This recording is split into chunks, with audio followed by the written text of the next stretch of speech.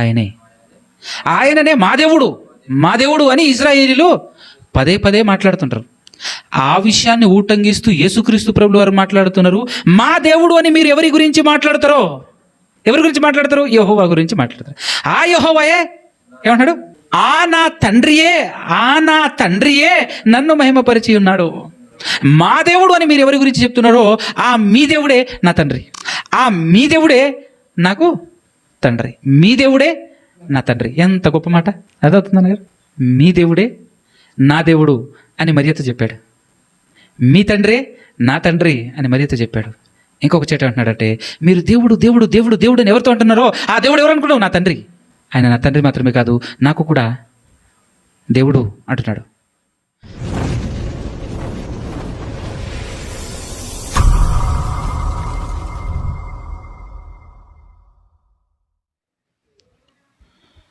సర్వోన్నతుడు, సర్వాధికారి, సమస్త సృష్టిని సృష్టించిన మన అందరి కన్నతండ్రి అయినటువంటి ఆ ఏకైక దేవునికి ఆయన కుమారుడు, మన రక్షకుడు యేసుక్రీస్తు ప్రభుల వారి ద్వారా పరిశుద్ధాత్మ సహాయముతోనే వేవేలా స్తుతి స్తోత్రాలు కృతజ్ఞతాస్తుతులు చెల్లించుచున్నాను. అదేవిధముగా ఆయన మాటలు వినబడినటువంటి మాటలను హృదయంలో పదిలపరుచుకొని వాటి ప్రకారంగా బ్రతకాలి అనే ఆలోచన కలిగి వచ్చి కూర్చున్నటువంటి మీ అందరికీ కూడా క్రీస్తు పేరటనే అనేక శుభములు, వందనాలు తెలియజేస్తూ ఉన్నాను. మనకు అవసరమైనటువంటి మాటలు, మన జీవితాన్ని ఉద్ధరించేటటువంటి మాటలు దేవుడు మన కొరకు వ్రాయించి మన చేతికి అందించాడు. ఆయనలో నుంచి ఆ మాటలో, ఈ గ్రంథంలో ఉన్నటువంటి మాటల్ని ఈరోజు ధ్యానించుకునే ప్రయత్నం చేద్దాం. మరి ముఖ్యంగా ప్రస్తుతం ఇది మార్చి నెల కదా. మార్చి నెల అనగానే ఇప్పుడు క్రైస్తవులకి కాస్త స్పెషల్ దినాలు ఏంటో చెప్పండి. ఏమండి? ఏ దినాలు? ఉపవాస దినాలు. ఎవరి కొరకు ఉపవాసం? ఎందుకు ఉపవాసం? ఒరిజినల్గా కొన్ని మంచి విషయాలు ఈరోజు నేర్చుకునేటటువంటి ప్రయత్నం చేద్దాం.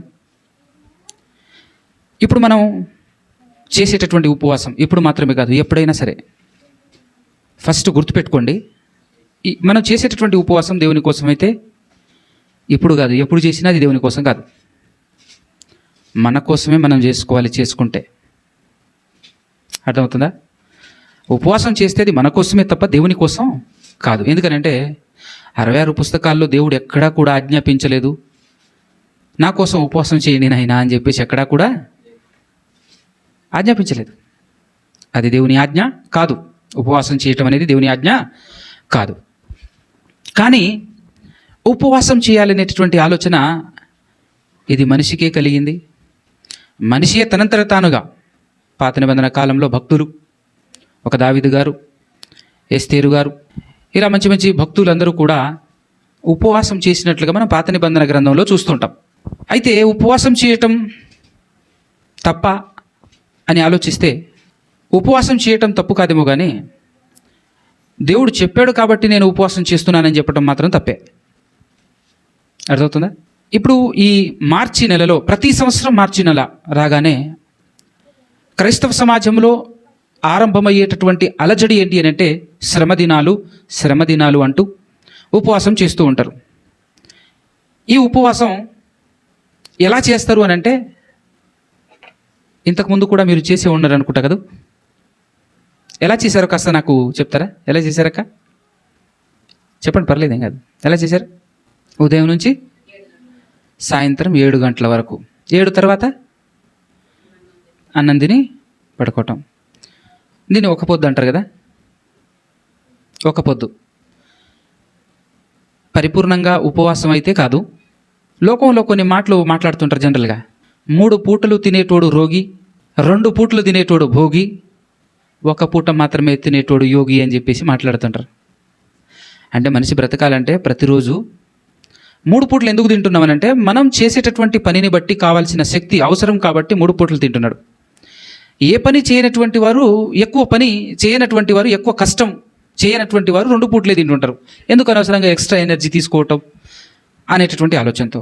ఇంకా అసలు ఏ పని లేదు అని చెప్పేసి అనుకున్నప్పుడు కాస్త రోజుకు ఒక పూట తింటేనే ఒంటికి ఆరోగ్యం చాలా ఎక్కువ రోజులు బ్రతకొచ్చు, కొంచెం ప్రశాంతంగా ఉంటుంది అనేటటువంటి ఆలోచన కూడా చేస్తారు కదా. సో అలాంటిది కావచ్చు ఇది ఒక పొద్దు అంటే. కానీ పరిపూర్ణంగా ఉపవాసం అనేటటువంటి మాటకు సరిపోదేమో అని అనిపిస్తుంది. ఏదేమైనప్పటికీ ఇలా చేయండి ఒక పొద్దు అనేటటువంటి ఆలోచన కానీ ఆజ్ఞ కానీ బైబిల్లో ఎక్కడా లేదు. ఇది క్రైస్తవ పెద్దలు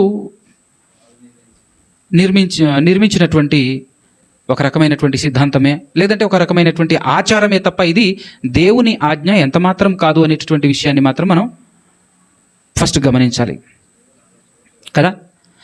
అయితే ఇది 100% మీరెవరు చెయ్యొద్దు అని నేను చెప్పను, చెయ్యండి అని కూడా నేను చెప్పను.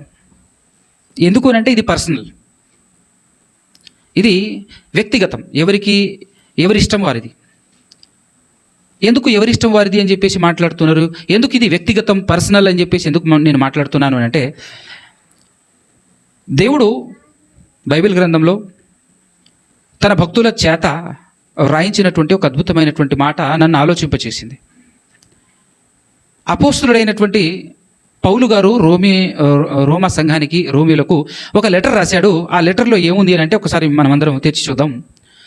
రోమపత్రిక 14వ అధ్యాయంలో చెప్పబడినటువంటి మాట 5వ వచనం నుంచి చూద్దాం.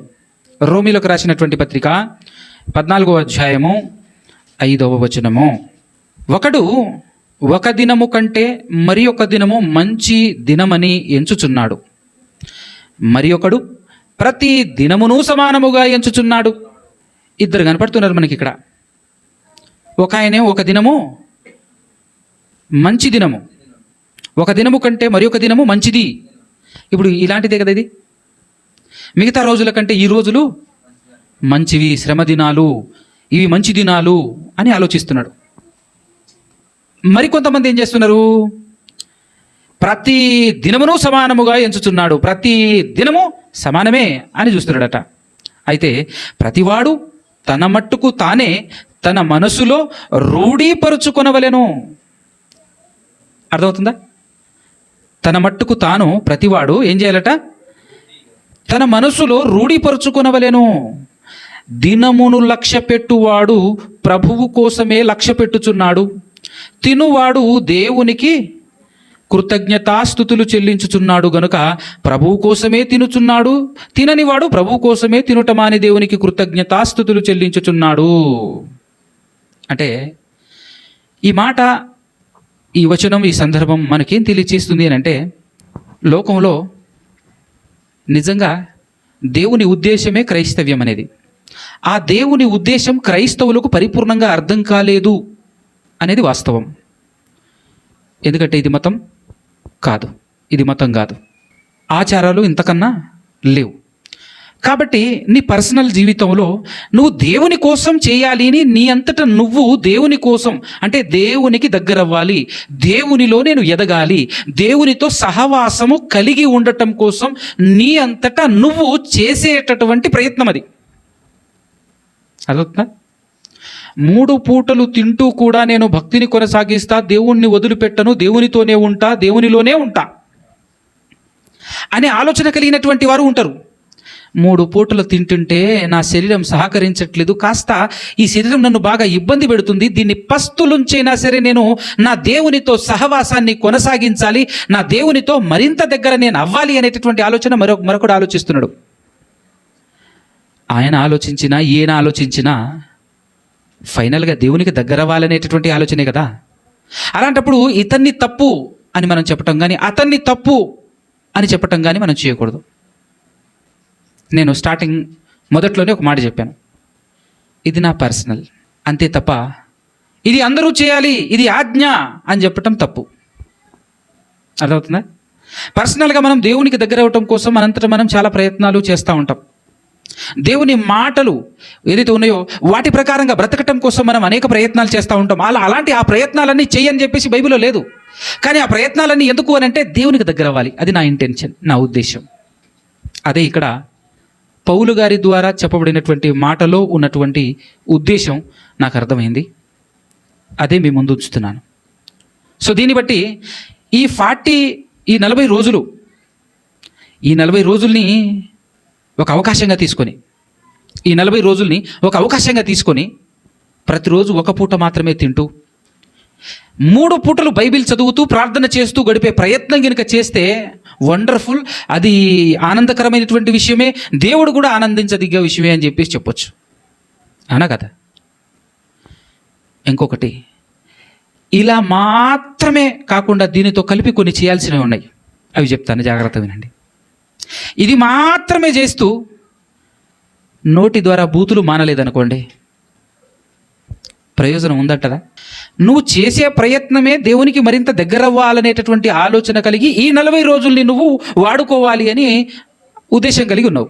వాడుకోవటం కోసం ఈ 40 దినాలు లోకంలో క్రైస్తవులు అనబడేటటువంటి వాళ్ళు ఎలాగైతే ఒక పొద్దుండి ముందుకు సాగుతున్నారో, దీన్ని కాస్త నేను కూడా పెట్టుకొని నేను కూడా అలానే చేసుకుంటూ కాస్త దేవునిలో ఎదిగే ప్రయత్నం చేయాలి అనే ఆలోచన నీకుంటే మంచిదే.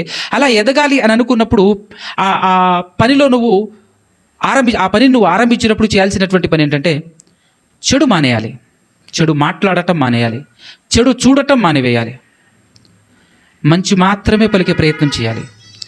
దీనికి బెస్ట్ ఎగ్జాంపుల్ ఒకటి చెప్పొచ్చు. బెస్ట్ ఎగ్జాంపుల్ అంటే ఏంటి అని అంటే, మన లోకంలో చూస్తూ ఉంటాం కదా, చుట్టుపక్కల సేమ్ టు సేమ్ 40 దినాలు టార్గెట్ చేసుకొని డ్రెస్సు మార్చుకుంటారు.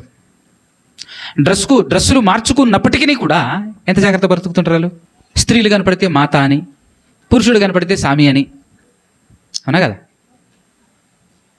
ఏ బూతు మాట్లాడకుండా, ఏ మందు ఇంతకుముందు ప్రతిరోజు బిర్రుగా పీకల దాకా తాగేటోడైనా ఆ డ్రెస్ పడంగానే మానేస్తాడు చూడు.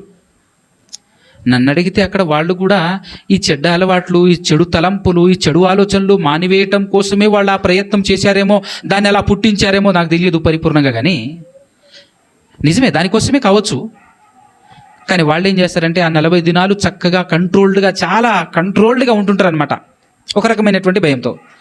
ఎప్పుడైతే ఒంటి మీద నుంచి ఆ డ్రెస్సు బయటపడుతుందో లేదంటే పక్కకి వెళ్తుందో, ఆ నెక్స్ట్ రోజు నుంచే స్టార్ట్ చేస్తాడు మళ్ళా బూతులు, తాగుడు, వ్యవహారం అంతా స్టార్ట్ చేస్తాడు మళ్ళా. అవునా కదా? సో 40 దినాలు చేసి కూడా ఉపయోగం లేదు. బురదలో పోసిన పన్నీరు టైప్ అనమాట. చాలా కష్టపడి పన్నీరు తయారు చేసిన తర్వాత బురదలో పోసేస్తే ఎట్టుంటుందో, చాలా కష్టపడి 40 రోజులు ఉన్న తర్వాత దాన్ని ఎలానే కంటిన్యూషన్ సాగాలి. కానీ మరలా యథావిధి అయిపోతే లాభం ఏంటి చెప్పు? ఆ మాత్రం దానికి ఎందుకు నీకు ఈ 40 రోజులు? ఎందుకు ఈ 40 రోజులు ఇదంతా? ఎవరిని మెప్పిద్దామని, ఎవరిని మోసం చేద్దామని కదా? అదే మీకైనా ఈ క్రైస్తవ లోకానికైనా నేను ఇచ్చే సలహా, నేను చెప్పాలనుకునేటువంటి విషయం ఏంటంటే, వాడుకో, ఈ 40 రోజులని ఉపయోగించుకో చక్కగా. కానీ ఈ 40 రోజుల తర్వాత నీ జీవితంలో మార్పు అనేది ఆరంభం అవ్వాలి. నువ్వు దేవునికి మరింత దగ్గర అవ్వాలి, దేవునితో నీ జీవితం కొనసాగాలి. ఈ 40 దినాలు ఒక పూట భోజనం చేస్తూ 3 పూటలు నువ్వు వాక్యం చదువుతూ ఎక్కువగా వాక్యం వింటూ గడిపినవా? ఆ తర్వాత కనీసం 2 పూటలైనా ప్రతిరోజు ప్రార్థన చేయటం మర్చిపోకుండా, ప్రతిరోజు వాక్యం చదవటం మర్చిపోకుండా ఆ విధంగానైనా కొనసాగాలి. అంటే ఎంతో కొంత నువ్వు ఖచ్చితంగా దేవునికి దగ్గర అవ్వాలి. అలాంటి ప్రయత్నం చేస్తే మనం తప్పు పట్టడానికి లేదు, బాధపడాల్సిన అవసరం లేదు, రకరకాలుగా మాట్లాడుకోవాల్సిన అవసరం కూడా లేదు. చక్కగా వాడుకోండి ఈ 40 రోజులు ఆ విధంగా అని చెప్తా. ఇలా అయితే వాడుకోండి, ఇలా అయితే చేసుకోండి, సంతోషమే. కానీ ఇలా కాకుండా నిష్ప్రయోజనంగా ఏ పని చేయకూడదు అంటున్నాను. అర్థమైందా? సో మరి ముఖ్యంగా ఈ 40 రోజుల్లో ఏం చేస్తారు ఎక్కువగా క్రైస్తవులు అని అంటే, బైబిల్ మొత్తం వదిలేసి 66 పుస్తకాలను పక్కకు తోసేసి, లేదా యేసుక్రీస్తు ప్రభుల వారి ద్వారా పలకబడినటువంటి మాటలన్నింటినీ పక్కకు తోసేసి, ఆయన సిలువలో శ్రమ పడుతూ భయంకరమైనటువంటి వేదన పడుతూ అలాంటి సిచ్యువేషన్లో ఇబ్బందులు పడుతున్నటువంటి పరిస్థితుల్లో ప్రశాంతంగా మాట్లాడిన కొన్ని మాటలు, ఒక 7 మాటలు అని చెప్పేసి ఆ 7 మాటలను ధ్యానించేటటువంటి ప్రయత్నం చేస్తూ ఉంటారు కదా ఎక్కువగా. అందుకోసమే యూట్యూబ్ ఓపెన్ చేసేసి చాలామంది ఈ 40 రోజులు ఎన్నిసార్లు వింటారో తెలియదు, కానీ కొత్త వ్యక్తులు ఎవరైనా ఈ 7 మాటల గురించి మాట్లాడారా అని వెతికి వాటినే ఈ 40 రోజులు ఎన్నిసార్లు వినగలిగితే అన్నిసార్లు వింటూ ఈ 40 దినాలు మరి ఇన్నిసార్లు విన్న తర్వాత కొంచెమైనా ఈ మన మనసులో నాటకపోతే, అసలు ఇన్నిసార్లు విన్న తర్వాత నరనరాల్లో జీర్ణించకపోవాలి దాని సారాంశం. మనం కూడా అలా తయారవ్వాలి, ఆ విధంగా మారాలి. అవునా కదా? 3 పూట్లు వరుసగా బిర్యానీలు బాగా గట్టిగా తిండి తిన్నాం అనుకోండి, 40 రోజులు తిండి తింటే ఆ తర్వాత ఆకారం మారుతుందా మారదా? ఖచ్చితంగా ఆకారం మారుతుంది, సైజు పెరుగుతుంది, వెయిట్ పెరుగుతుంది కదా. మరి 40 రోజులు పదే పదే పదే పదే పదే పదే నువ్వు వాక్యం విన్నప్పుడు నీ ఆత్మీయస్థితి మారాలి కదా, దేవునితో నీ సంబంధం బలపడాలి కదా, మరింత బలం పుంజుకోవాలి కదా. పుంజుకోవట్లేదంటే అర్థం, దీన్ని మనం ఆచారంగా చేస్తున్నాం. ఇది 100% ఈ 40 రోజుల్ని కేవలం ఆచారంగా మాత్రమే పెట్టుకొని సాగితే,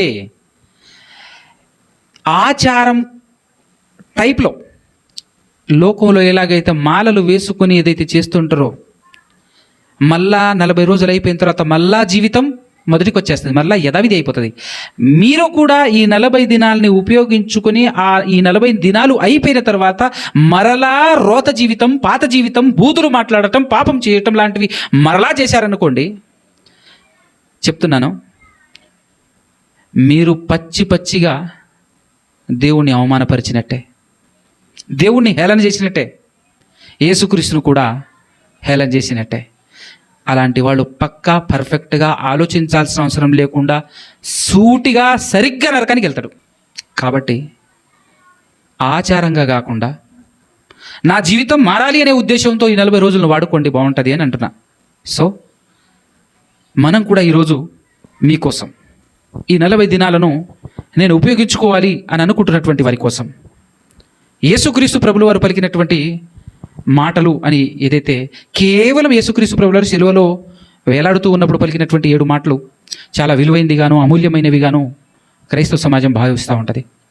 అంటే ఆయన మామూలుగా ఈ లోకంలో ఉన్నప్పుడు, భూమి మీద తిరుగుతూ ఉన్నప్పుడు మాట్లాడినటువంటి మాటలు విలువ లేనివా? కాదు కదా. ఆయన మాట్లాడిన ప్రతి మాట చాలా విలువైంది. ఎందుకనంటే ఈ ప్రపంచానికి ఒక చెరగని, పాడవని, నాశనమవనటువంటి ఒక అమోఘమైన, అద్భుతమైనటువంటి జ్ఞానాన్ని అందించాడు తన జీవితకాలంలో యేసుక్రీస్తు ప్రభువారు. అది ఎంత గొప్పది అని అంటే, భూమి మీద పుట్టినటువంటి మనుషులందరూ ఎప్పటి వరకైతే యేసుక్రీస్తు ప్రభుల వారు అందించినటువంటి జ్ఞానాన్ని అర్థం చేసుకోలేకుండా బ్రతుకుతారో వాళ్ళందరూ కూడా, వాళ్ళకి అర్థం కాకపోవచ్చు కానీ అందరూ కూడా పిచ్చోళ్ళే.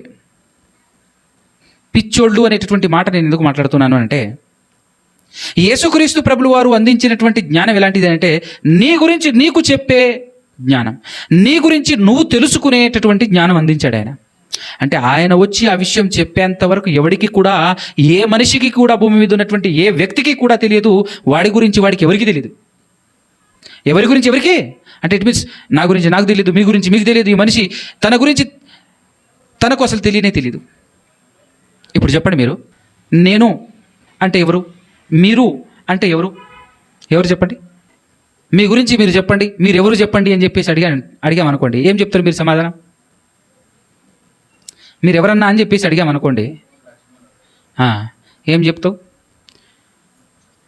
మీరు పుట్టిన తర్వాత, అనగా భూమి మీద అడుగు పెట్టిన తర్వాత మీ అమ్మ నాన్నలు పెట్టిన పేరు చెప్పినావు నువ్వు. నేనేం అడిగినా నువ్వెవరు అన్నా, నువ్వేం చెప్పినావు జవాబు? నీ పేరు చెప్పినావు. కరెక్ట్ ఆన్సర్ ఇచ్చావా? ఇవ్వలేదుగా, అవునా కదా? అది కాదురా బాబు నువ్వెవరు అని మళ్ళీ అడిగితే, నేను పలానా ఆయన కుమారుణ్ణి అంటాడు.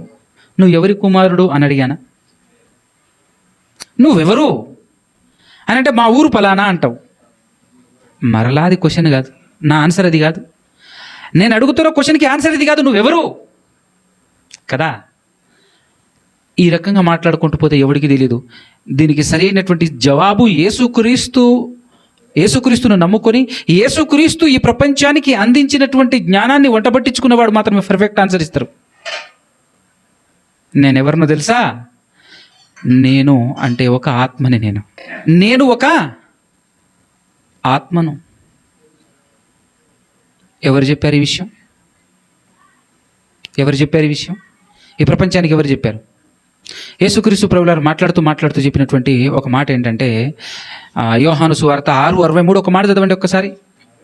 63 యోహాను సువార్త 6వ అధ్యాయం 63వ వచనం, ఆత్మయే జీవింపజేయుచున్నది, శరీరము కేవలము నిష్ప్రయోజనము.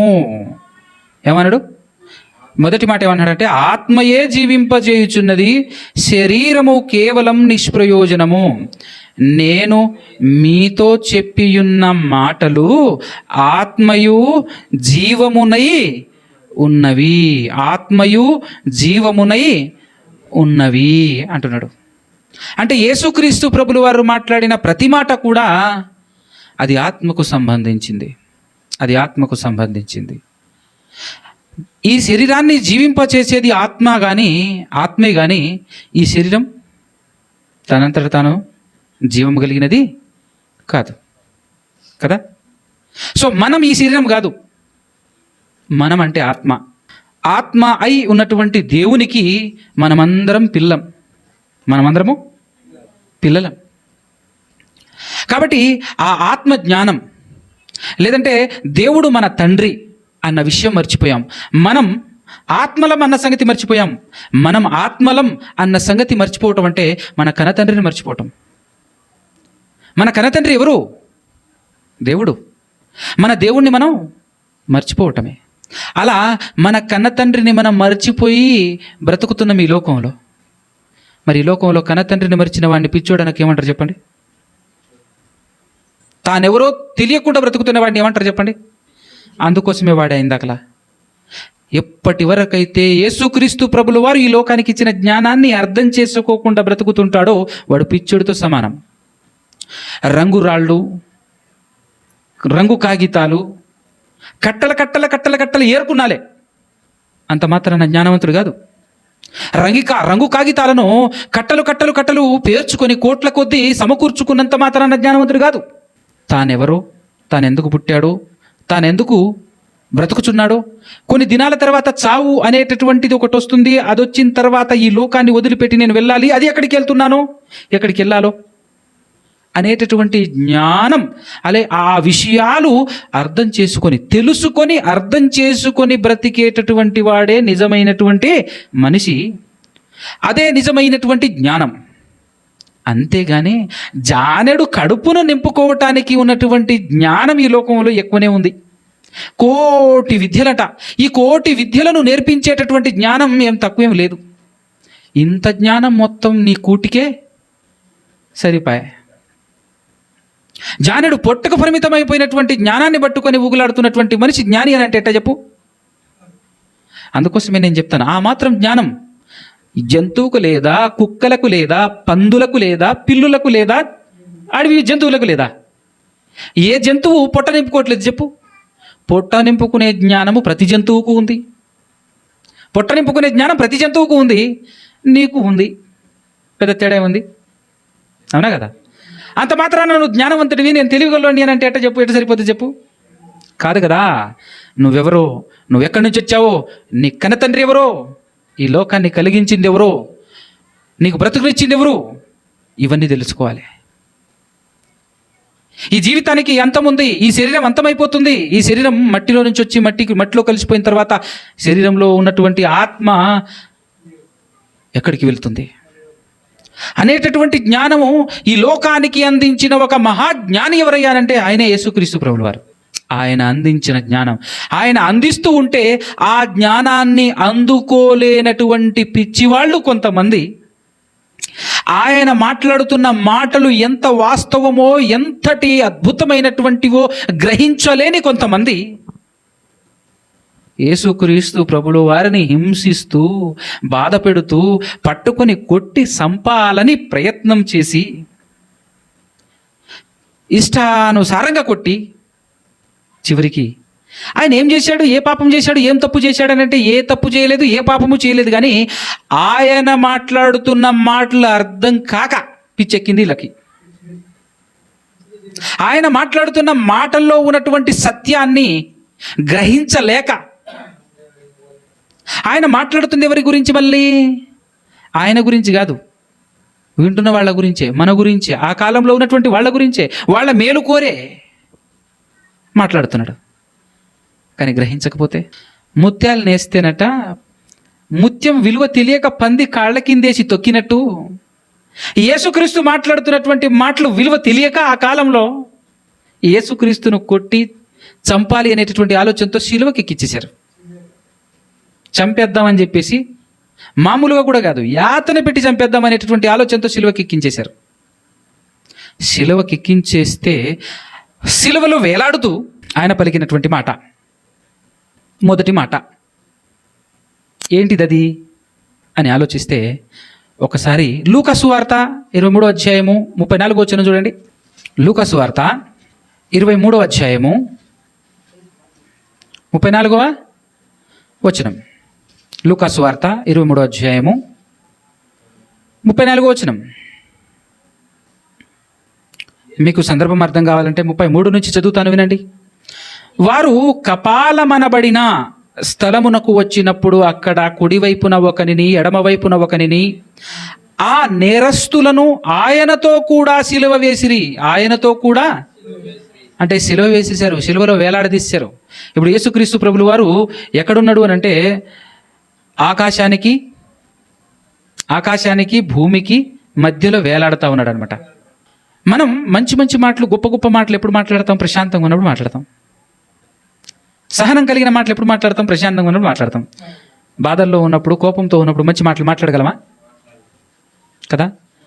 ఆయన శిలువలో వేలాడుతూ భయంకరమైనటువంటి బాధను అనుభవిస్తూ, నొప్పిని అనుభవిస్తూ, తనను అప్పటి వరకు చిత్రహింసలు చేసి కొట్టి కొట్టి కొట్టి కొట్టి కొట్టి శిలువను కట్టి మేకులు చేతుల్లో కాళ్ళుల్లో దిగగొట్టి శిలువలో వేలాడదీసిన తర్వాత శిలువలో వేలాడుతూ కూడా, యాతన పడుతూ కూడా మాట్లాడినటువంటి మాట 34వ వచనంలో యేసు, తండ్రి వీరేమి చేయుచున్నారో వీరెరుగరు గనుక వీరిని క్షమించుమని చెప్పాను. ఏమన్నాడండి? ఎంత మంచి మాట మాట్లాడుతున్నాడు చూడండి. యేసుక్రీస్తు ప్రభువు వారు మాట్లాడినటువంటి ఈ మాట ఏమైనా అర్థమవుతుందా మీకు? మీకేమైనా అర్థమవుతుందా? తండ్రి అని ఎవరినన్నాడు? ఆయనకు తండ్రి ఉన్నాడా? యేసుక్రీస్తు ప్రభుల వారికి తండ్రి ఉన్నాడా? అనేగా. అంటే సిలువలో వేలాడుతూ తండ్రి అని పిలుస్తున్నాడు. ఎవరిని పిలుస్తున్నాడు తండ్రి అని? కదా, ఆలోచించాలి కదా మనం. మొదటి మాట, ఈ 40 దినాలు విరివిగా రిపీటెడ్గా మరలా వినేటటువంటి మాట, మరలా చదువుకునేటటువంటి మాట. యేసుక్రీస్తు ప్రభుల వారు అబద్ధం మాట్లాడతాడా? యేసుక్రీస్తు ప్రభుల వారు కావాలని అడ్డగోలుగా, కావాలని ఒక లేని మాట మాట్లాడతాడా? సరదాగా మాట్లాడినలే అని మనం అంటుంటాం అప్పుడు. అట్లేమైనా మాట్లాడిండా? పొజిషన్ ఏంటది?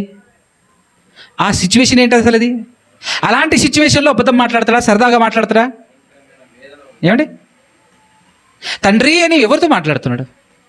ఎందుకంటే చాలామంది ఈయనే తండ్రి, ఈయనే దేవుడు, ఈయనే కుమారుడు అని మాట్లాడుతున్నారు కదా. అలాంటి వాళ్లకు కాసంత కొంచెమన్నా బల్బెలగాలి కదా. ఎప్పుడు అమావాస్యలో ఉండొద్దు, అప్పుడప్పుడు పౌర్ణమి దగ్గరికి కూడా రావాలి. అంతేనా కదా? మరి ఇంత అంధకారంలో బతకొద్దు. యేసుక్రీస్తుని గౌరవించాలి. ఆయన ప్రార్థన చేసిందంటే ఉట్టిగానే చేయలే. ఎవరి కోసమో, ఎవరినో మెప్పించడం కోసమో చేయలే. యథార్థంగానే ప్రార్థన చేస్తున్నాడు, యథార్థంగానే మాట్లాడుతున్నాడు, ఉన్న వాస్తవమే మాట్లాడుతున్నాడు, అబద్ధమేమో మాట్లాడట్లేదు, వాస్తవమే మాట్లాడుతున్నాడు. తండ్రి అన్నాడు. ఎవరా తండ్రి?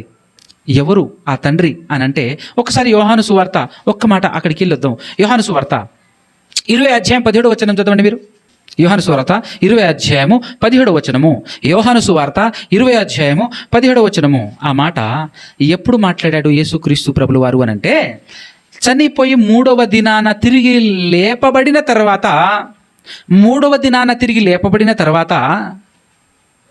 సమాధిని చూడటానికని చెప్పేసి శిష్యుల కంటే ముందు కొంతమంది స్త్రీలు వస్తారు. సమాధిలోకి వచ్చి చూస్తే సమాధిలో ఆయన ఉండడు. ఏ సమాధిలో అయితే ఆయన పెట్టారో అక్కడ ఆయన ఉండడు. ఆయనను చుట్టిన గుడ్డలు మాత్రం ఉంటే ఆయన ఉండడు. అయ్యో ఏమైపోయాడు అని చెప్పేసి బయటకు వచ్చేసి వెతుకుతూ ఉంటారనమాట. ఎవరైనా ఎత్తుకుపోయారా ఏంటి అని ఆలోచిస్తూ ఉండగా యేసుక్రీస్తు ప్రభువారు ప్రత్యక్షమై అలా వెతుకుతున్నటువంటి ఒక స్త్రీ మగ్దలేనే మరియ గారు వెతుకుతూ ఉన్నప్పుడు మరియ గారితో చెప్పినటువంటి మాట, ఆ మాట ఒకసారి చదవండి. ఇప్పుడు యేసు అమ్మా అని పిలిచాడు. ఫస్ట్ ఆవిడ చూసి పిలిచి ఏమంటున్నాడు? ఎందుకు ఏడ్చుచున్నావు? ఏమన్నాడు? కరెక్ట్గా చదవండి. ఎవరిని వెతుకుచున్నావు అని ఆమెను అడుగగా, ఎన్నో వచనం మీరు చదువుతున్నారు? 16 చూడండి.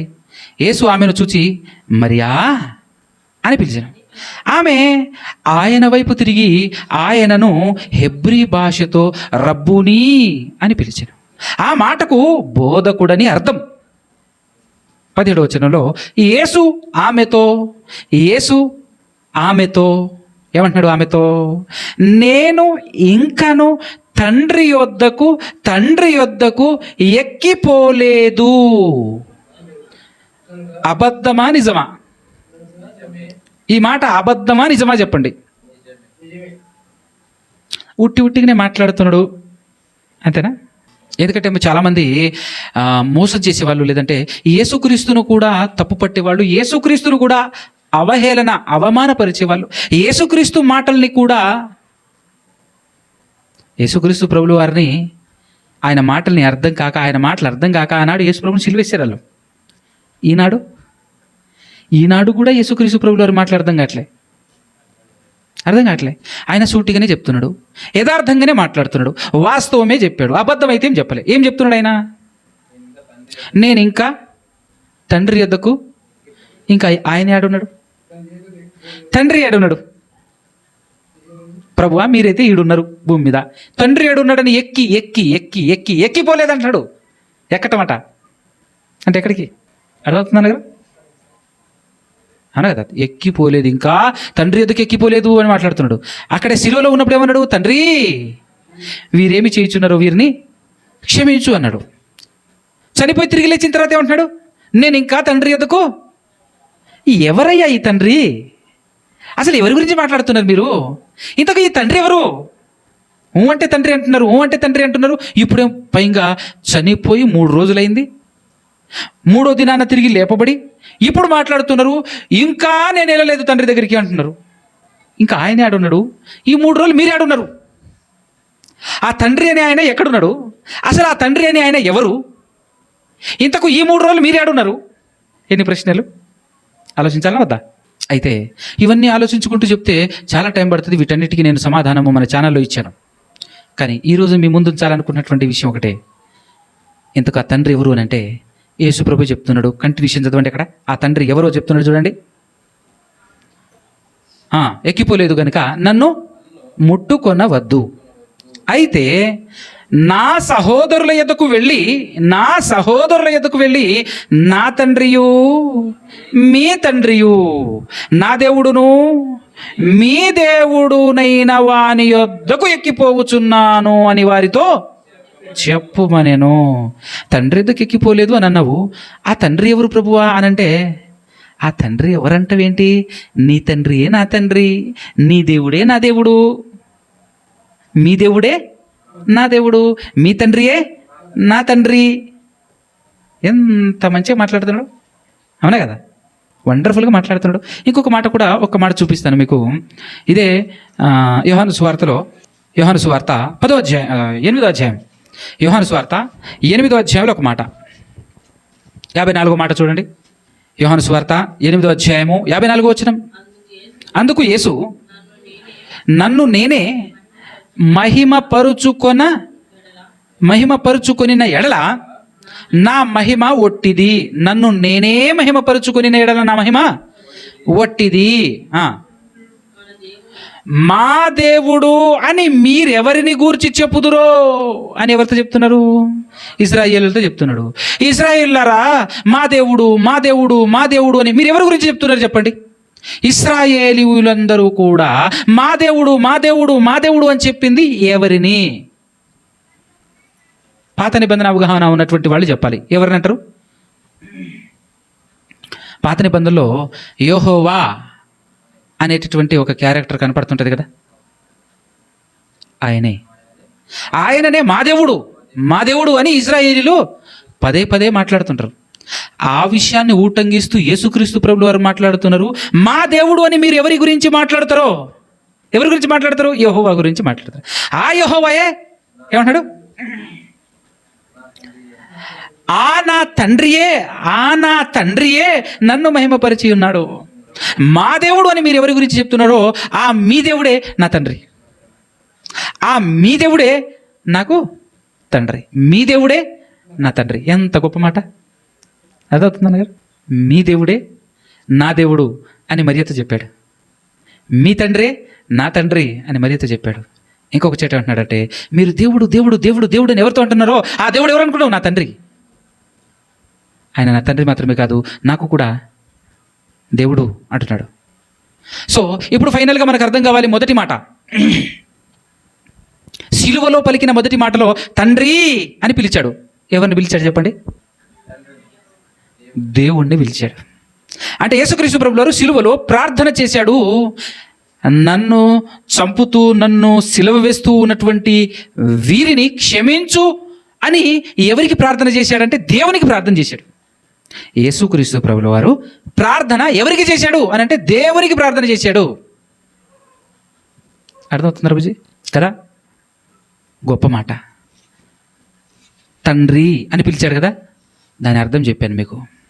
యేసుక్రీస్తు ప్రభుల వారు తండ్రి అని ఎవరితో అన్నాడు అంటే దేవునితో అన్నాడు. ఆయనే దేవుడు. ఆయన మనకు మాత్రమే కాదు యేసుప్రభుకు కూడా దేవుడే. ఆయన మనకు మాత్రమే కాదు యేసుప్రభుకు కూడా తండ్రియే అనేటటువంటి వాస్తవం మనకి ఇక్కడ బయలుపడుతుంది. అయితే నెక్స్ట్ మాట, మొదటి మాటలో ఉన్నటువంటి పరిపూర్ణమైనటువంటి మాట, యేసు తండ్రి వీరేమి చేయుచున్నారో వీరెరుగురు గనుక వీరిని క్షమించుమని చెప్పాను. అర్థమవుతుందా? ఇక్కడ సిలువ వేస్తున్నటువంటి వారికి, యేసుక్రీస్తుని హింసిస్తున్నటువంటి వారికి ఏమి తెలియదు.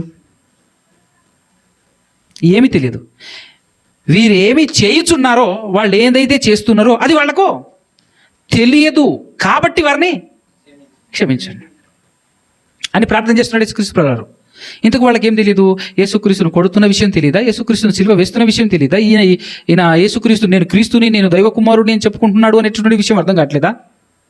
అంటే స్పృహ లేకుండా, సోయి లేకుండా కొడుతున్నారా ఏంటి? నిద్రలో కొట్టినట్టు. అవునా కదా? అప్పుడప్పుడు నిద్రలో కొంతమంది ఏం చేస్తుంటారు? కాళ్ళు ఇస్త్రీస్తుంటారు. నిద్రలో కొంతమంది ఏం చేస్తుంటారు? లేచి పరిగెడుతూనే ఉంటారు. చూసినట్టు వాళ్ళని నిద్రలో లేచి నడవటం, నిద్రలో లేచి ఏం మామూలు ఫాస్ట్ కాదు, ఏదో రన్నింగ్ రేస్ పెట్టినట్టు ఉరుకుతుంటారు కొంతమంది. మా ఫ్యామిలీలో కూడా ఉన్నారు. నిద్రలో లేచాడంటే ఇంకా రన్నింగ్ రేస్ ఏదో ఎవరో ఈలగొట్టినట్టే ఉంటుంది ఆయనకు. నేను గెలవాలన్నట్టు పరిగెడుతుంటాడు. ఎవరు నాపకపోతే ఎంత దూరం పోతాడో తెలియదు. అట్లేమైనా నిద్రలో ఉండి కొడుతున్నారా? స్పృహ లేదా వీళ్ళకు? సోయి లేదా వీళ్ళకు? ఆలోచన లేదా? వీళ్ళకి తెలియదు ఏంటి అని అంటే, బాగా వినండి, వీళ్ళకి తెలియదు ఏంటి అంటే, యేసుక్రీస్తు ప్రభులు వారు ఈ లోకానికి వచ్చినప్పుడు, ఈ లోకానికి వచ్చి ఈ లోకంలో ఉన్న మనుషులందరి కొరకు తన ప్రాణాన్ని పెట్టాలి, ఆయన చావాలి, చనిపోయి 3వ దినాన తిరిగి లేవాలి, అన్యుల చేతికిని అప్పగింపబడి అనేక హింసలు పొంది ఆయన చనిపోవాలి అనేటటువంటి విషయం ఆల్రెడీ ఎప్పుడో దేవుడు పాత నిబంధన గ్రంథంలో రాయించేశాడు. అంత మాత్రమే కాకుండా యేసుక్రీస్తు ప్రభులు వారు తిరుగుతూ ఉన్నప్పుడు, శిష్యులతో పాటు తిరుగుతూ ఉన్నప్పుడు శిష్యులతో కూడా చాలాసార్లు చెప్పాడు, శాస్త్రులకును పరిచయులకును నేను అప్పగింపబడి వాళ్ళ చేతిలో చిత్రహింసలు పొంది మరణించి మరల 3వ దినాన తిరిగి లేవటం ఆవశ్యకము, ఇది జరగాలి అని చెబుతూ సాగుతుంటాడు అనమాట. ఎవరు? యేసుక్రీస్తు ప్రభులు వారు. అంటే ఇది ఆల్రెడీ దేవుని సంకల్పంలో ఉంది.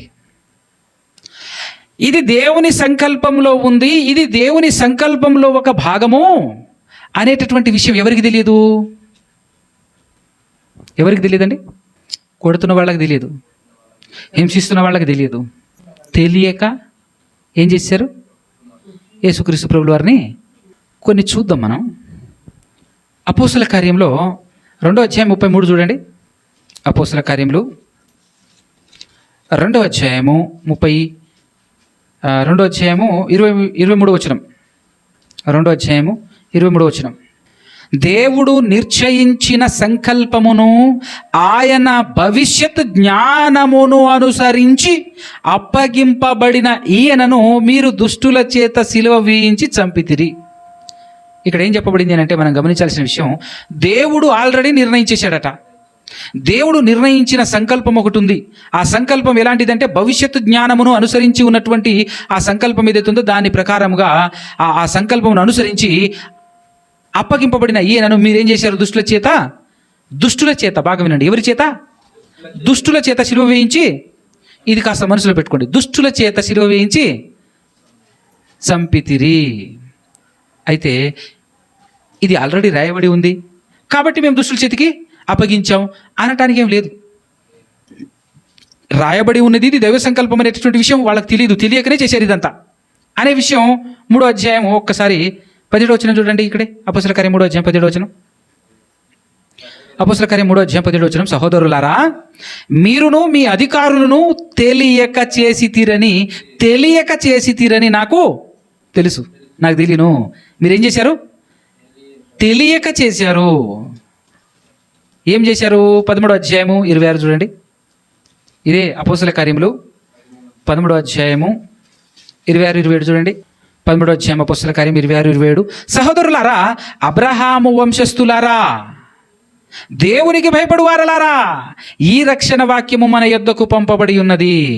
యెరూషలేములో కాపురముండు వారును వారి అధికారులను ఆయననైనను, ఎవరినైనను? యేసుక్రీస్తునైనను ప్రతి విశ్రాంతి దినమున చదవబడుచున్న ప్రవక్తల వచనములనైనను, అంటే ధర్మశాస్త్రంలో ఉన్నటువంటి వచనములనైనను గ్రహింపక ఆయనకు శిక్ష విధించుట చేత, యేసుక్రీస్తుకు శిక్ష విధించుట చేత ఆ వచనములను నెరవేర్చిరి. తెలియకనే వచనాలు నెరవేరుస్తున్నారు మనోళ్ళు, తెలియకనే వచనాలు నెరవేరుస్తున్నారు. తెలియకనే ఆయన చనిపోతాడు, ఆ రకంగా పోతాడని తెలుసు, కానీ అదే రకంగా కరెక్ట్గా ఏదైతే రాయబడిందో రాయబడిన లెక్కల ప్రకారంగానే వాళ్ళు హింసిస్తున్నారు, చంపుతున్నారు. కానీ అలా రాయబడిందన్న సంగతి ఎవరికి తెలియదు? వీళ్ళకు తెలియదు. కొన్ని మచ్చుకు చూపించి నేను ముగించిస్తాను కొన్ని మాటలు. ఏం రాయబడింది ఒకసారి చూస్తే కీర్తనల గ్రంథం 22:18 చూడండి. కీర్తనల గ్రంథము 22వ అధ్యాయము 18వ వచనం. కీర్తనల గ్రంథం 22వ అధ్యాయం 18వ వచనం చూస్తే, నా వస్త్రములు వారు పంచుకొనుచున్నారు, నా అంగీ కొరకు చీట్లు వేయుచున్నారు అని రాయబడి ఉంది కదా. దీని ఒకసారి యోహాను సువార్తలో 19వ అధ్యాయం చూడండి. యోహాను సువార్త 19వ అధ్యాయము 23-24. సైనికులు యేసును సిలువ వేసిన తరువాత ఆయన వస్త్రములు తీసుకొని ఒక్కొక్క సైనికునికి ఒక్కొక్క భాగము వచ్చునట్లు వాటిని 4 భాగములు చేసిరి. ఆయన అంగీని కూడా తీసుకొని ఆ అంగీ కుట్టు లేక పైనుండి యావత్తు నేయబడినది గనుక వారు దానిని చింపక అది ఎవనికి వచ్చునో అని దానికొసరము చీట్లు వేయుదమని ఒకరితో ఒకరు చెప్పుకొనిరి. తర్వాత కిందేమన్నాడు? వారు నా వస్త్రములను తమలో పంచుకొని నా అంగీ కోసరము చీట్లు వేసిరి అను లేఖనము నెరవేరునట్లు ఇది జరిగాను. ఇలా ఉంది అన్న సంగతి చీటి వేసుకుంటున్నటువంటి సైనికులకి తెలుసా? గ్రంథంలో ఇది ఆల్రెడీ రాయబడి ఉందన్న సంగతి వాళ్ళకి తెలుసా? తెలియకుండానే వాళ్ళు ఏం చేస్తున్నారు? ఎగ్జాక్ట్గా చేస్తున్నారు. చూడు అక్కడ, అవునా కదా? అదే 22వ కీర్తనలో ఇంకొక మాట, 7వ వచనం ఒకసారి చదవండి. 22వ కీర్తనలో 7వ వచనం. నన్ను చూచు వారందరూ పెదవులు విరిచి తల ఆడించుచు నన్ను అపహసించుచున్నారు అనే మాట. మ్యాక్సిమం 22వ కీర్తన మొత్తం చాలా విషయాలు ఇందులో యేసుక్రీస్తుకు అప్లై అవుతాయి. యేసుక్రీస్తు గురించినటువంటి ప్రవచనాలు ఇందులో ఉంటాయి. ఏమన్నా? నన్ను చూచు వారందరూ పెదవులు విరిచి తల ఆడించుచు నన్ను అపహసించుచున్నారు అని అన్నాడు కదా, రాయబడింది కదా. దాన్ని ఒకసారి లూకా సువార్త 23వ అధ్యాయం చూడండి. లూకా సువార్త 23వ అధ్యాయము 35. ప్రజలు నిలువబడి చూచుచుండిరి.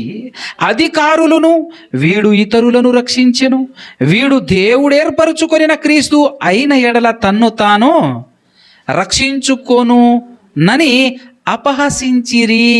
అపహసించారట. అపహసిస్తారు అని ఆల్రెడీ రాయబడి ఉంది. వీళ్ళు అదే విధంగా ఏం చేస్తున్నారు? అపహసిస్తున్నారు. అవునా?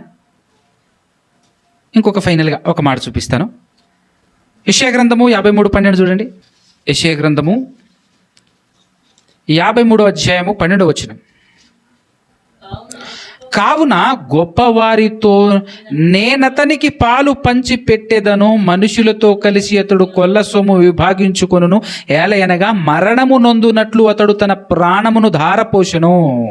అతిక్రమము చేయు వారిలో ఎంచబడిన వాడాయను. అనేకుల పాపమును భరించుచు తిరుగుబాటు చేసిన వారిని గూర్చి విజ్ఞాపన చేసెను. ఏలయనగా మరణము నొందునట్లు అతడు తన ప్రాణమును ధారపోషెను. అతిక్రమము చేయు వారిలో ఎంచబడిన వాడాయను. అతిక్రమము చేయు వారిలో ఎంచబడిన వాడాయను అని చెప్పేసి ఉంది కదా. మార్కు సువార్త 15:27 చూడండి ఒకసారి. కొత్త నిబంధనలో మార్కు సువార్త 15వ అధ్యాయము 27. 15వ అధ్యాయము 27వ వచనం.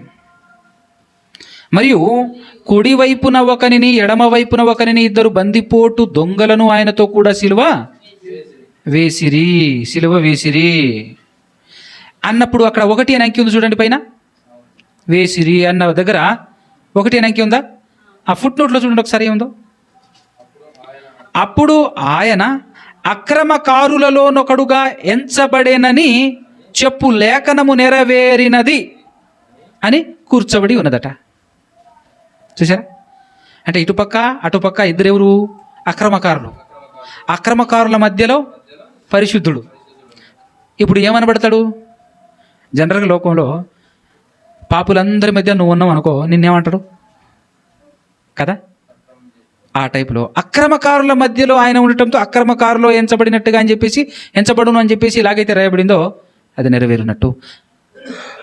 కావాలని ఏదో అది తెలుసు, వాళ్ళకు తెలుసు అన్నట్టుగా యేసుక్రీస్తుని ఒక్కనే సిలువ వేయకుండా ఇటుపక్క దొంగని అటుపక్క ఒక దొంగని వేలాడదీయటం ఏంటి?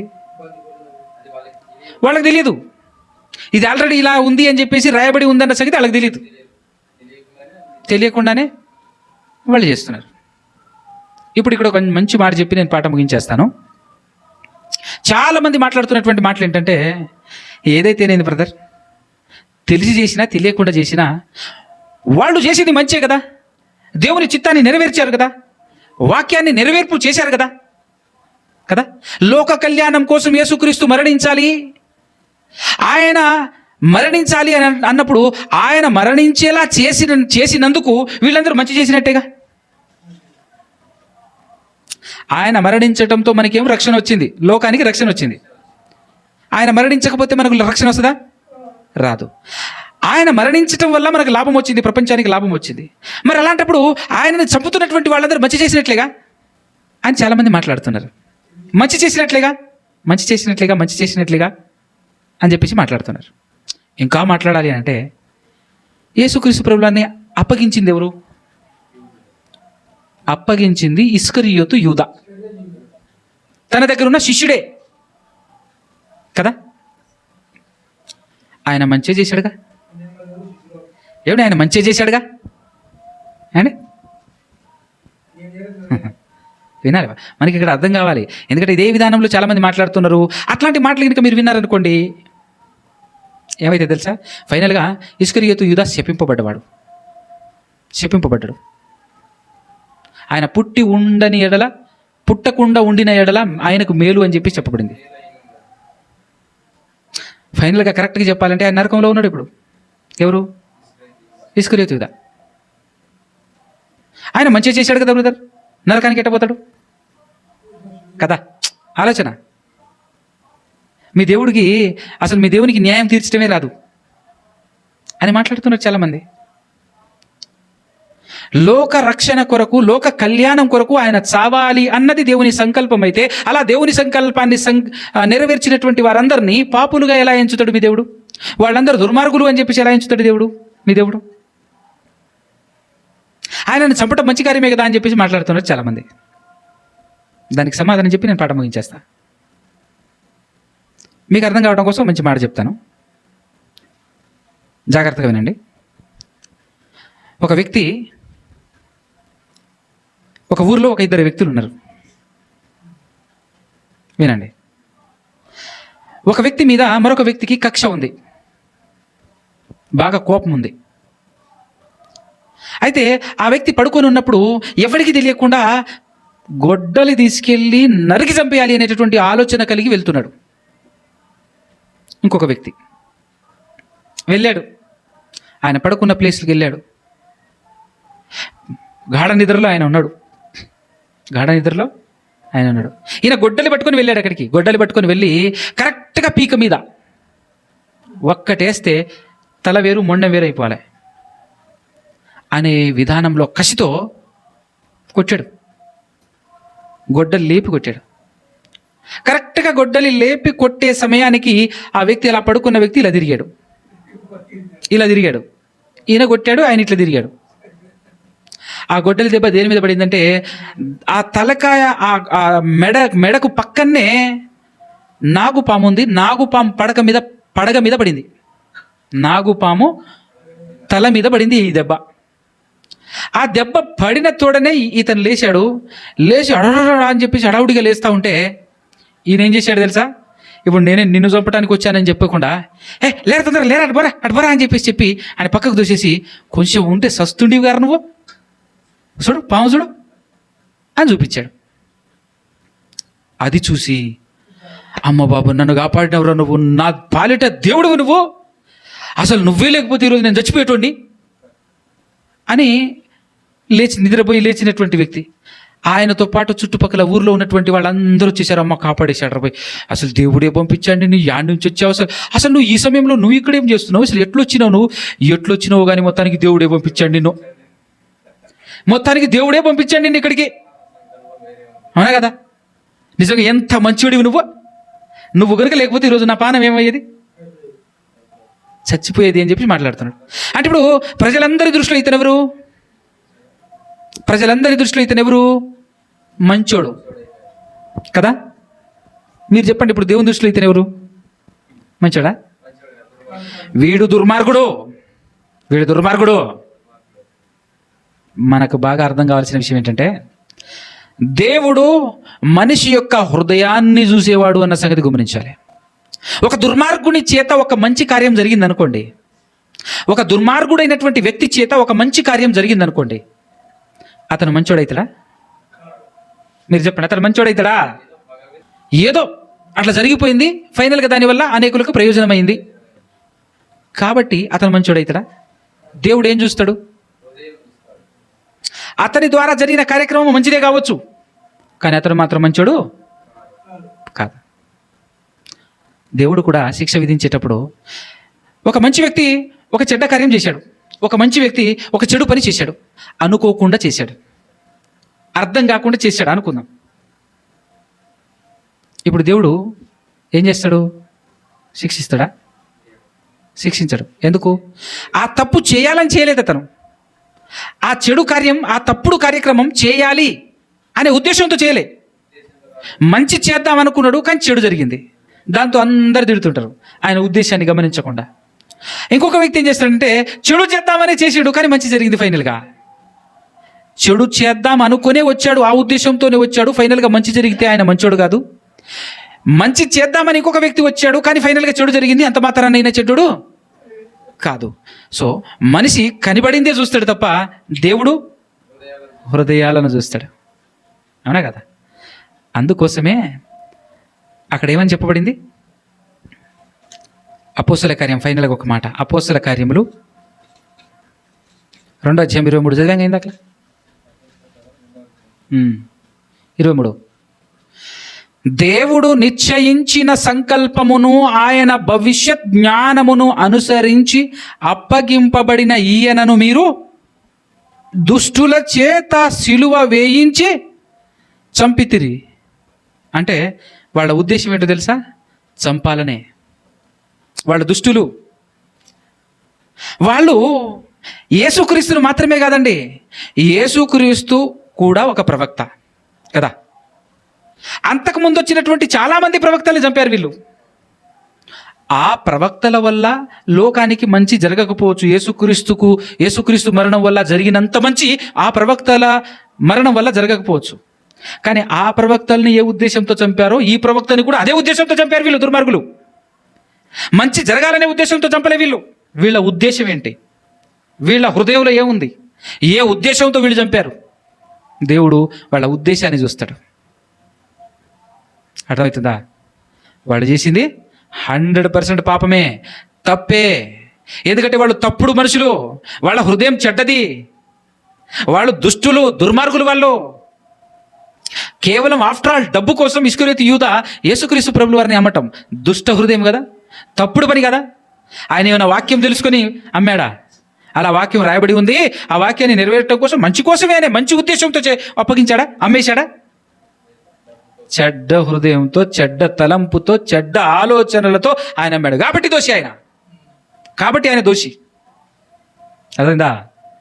అలాగే సిలువ వేస్తున్నటువంటి వాళ్ళందరూ, యేసుక్రీస్తుని చంపినటువంటి వాళ్ళందరూ చెడు హృదయంతో, చెడు తలంపులతోనే ఆయన్ని చంపారు తప్ప ఏదో మంచి చేయాలి, మంచి జరుగుతుంది కాబట్టి చంపుతున్నాం అని కాదు.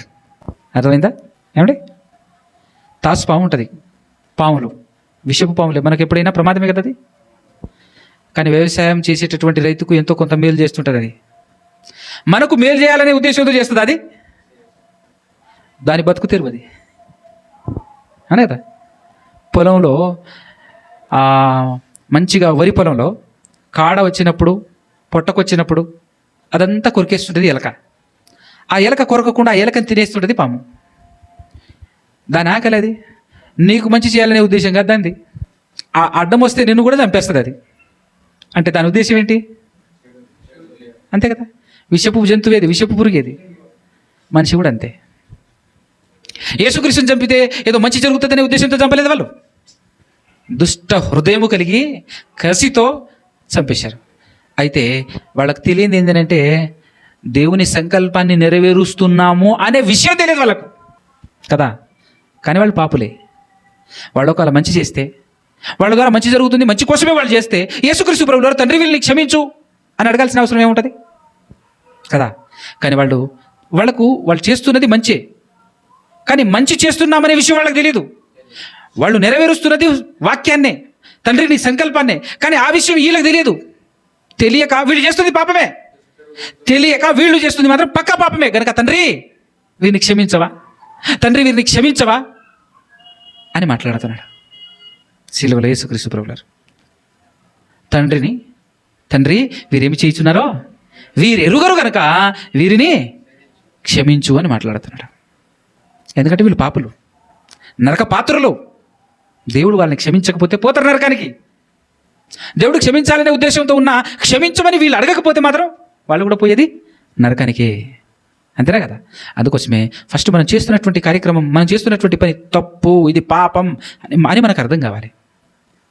వీళ్ళకి ఎప్పుడు అర్థమైందంటే పెంతెకొస్తు పండగ దినాన అపోస్తుల మీద పరిశుద్ధాత్మ కుమ్మరింపబడిన తర్వాత అపోస్తులైనటువంటి పేతురు గారు కానివ్వండి, మిగతా వాళ్ళందరూ బోధ చేస్తారు.